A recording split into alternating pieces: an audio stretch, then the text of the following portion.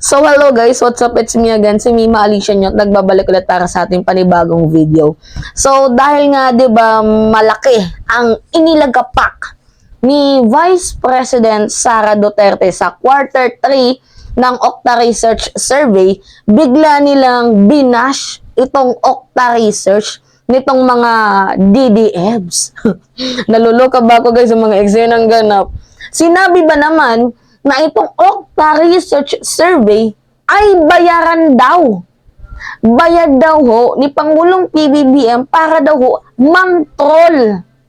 Hanggang ngayon, uso pa ba yung mga troll na yan? Baka pati ako, mga kababayan, 'di ba? Bigla nilang sabihan ng troll. May muka ako. Ako si Mima Alicia. Baka mamaya sabihan nila akong troll.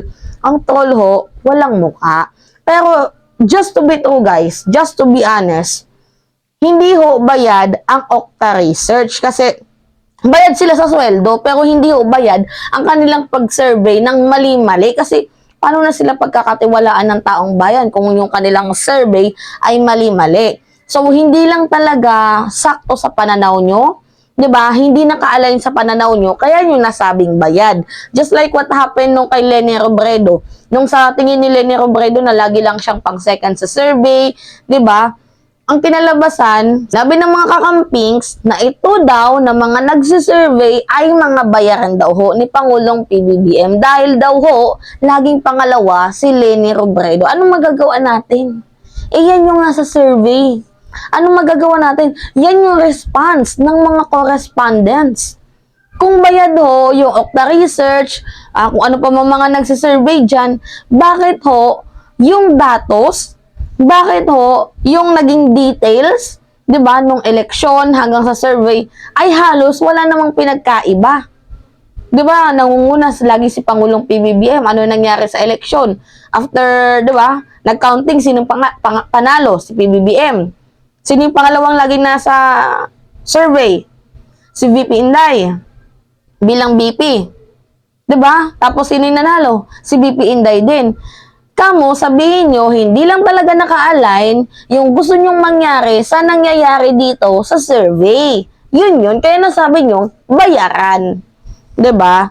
Anyway, ito yun guys, oh. Buti na lang din may naglakas ng loob na magsalita ng mga most factor.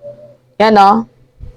Sabi dyan, kung sino man, Okta Research Fellow Guido David said, the discussion of confidential funds allocated for Vice President Sara Duterte were at their peak during the survey period, those affecting her performance and thus ratings. Confidential funds a likely factor in Sara's quarter 3 rating dip. So one of the main factor, one of the main reason kung bakit mataas ho ang ibinaba ni Vice President Sara Duterte, it is because of confidential funds issue. Paulit-ulit kong sasabihin yan ho, yung naging dahilan. Sino ba namang magkakaroon ng mataas pa na trust rating, satisfaction rating, approval rating? Within 11 days, 125 million naubos mo. Tapos, nung hiningan ka ng explanation, mas lalong dumami yung nagalit sa'yo kasi kami pa yung sinisi mo. Ano yung sinabi mo? Ang kumukontra sa confidential funds ay kalaban ng bayan at kumukontra sa kapayapaan. Where in fact, we're just asking. Diba kung saan napunta ang pondo? Kasi that is a public money. Public funds. Tapos, isa din sa nakasira ng ratings ni BP Inday ay yung pag-uwi niya ng Davao na nagsumbong siya sa kanyang tatay.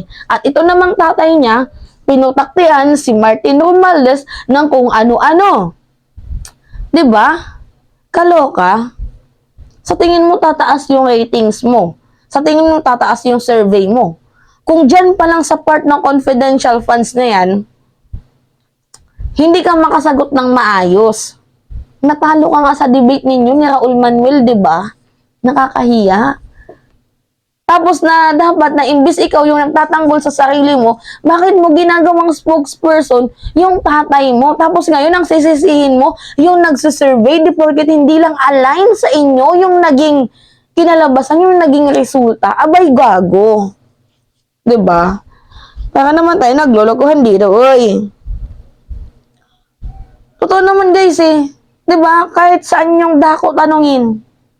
Kahit sinong tao yung tanungin nyo na may alam sa politika, iisa lang yung sabihin kung bakit ang taas ng ibinaba ni VP Inday. It is because the confidential funds issue. Hindi pa namin dinagdag yung issue mo dito sa West Philippine Sea.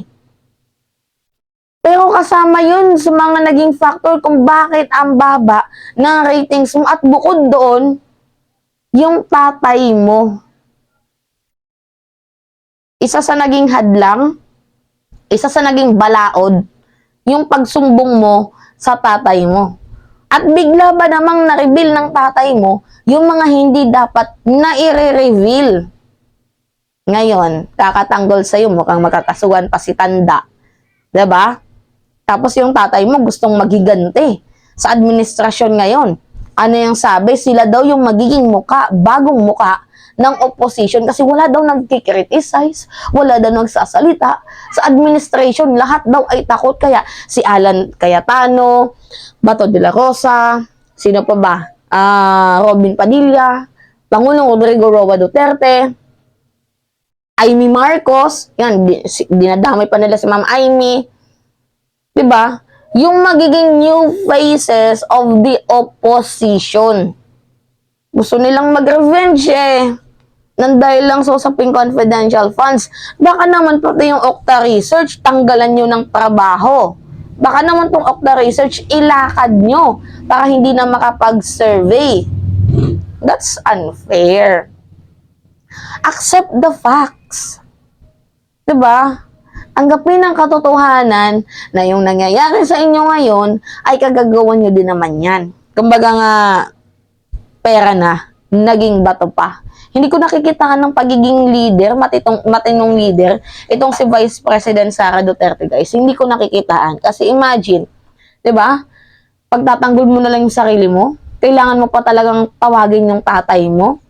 Saka ang bata eh. Pag kinuhaan ng candy, tatakbo sa tatay, magsusumbong. Tsaka Inday, malayo pa ang 2028 national election. Diba? Malayo pa. Trabaho muna bago pamumulitika. Tama ba ako mga minamahal? Diba? Trabaho muna bago ang pamumulitika.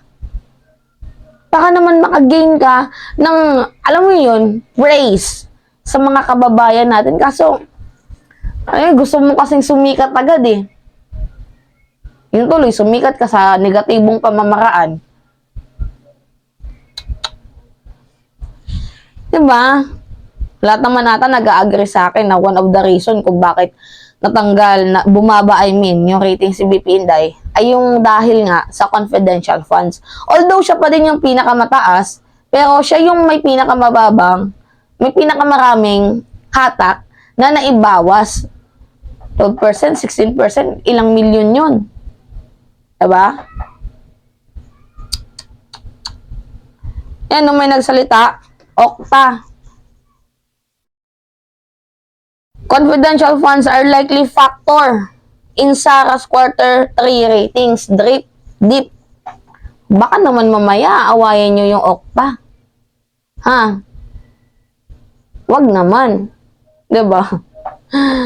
Anyway, yan lamang ho guys. It's me again, si Mima Alicia at nagbabalik ulit para sa ating panibagong video.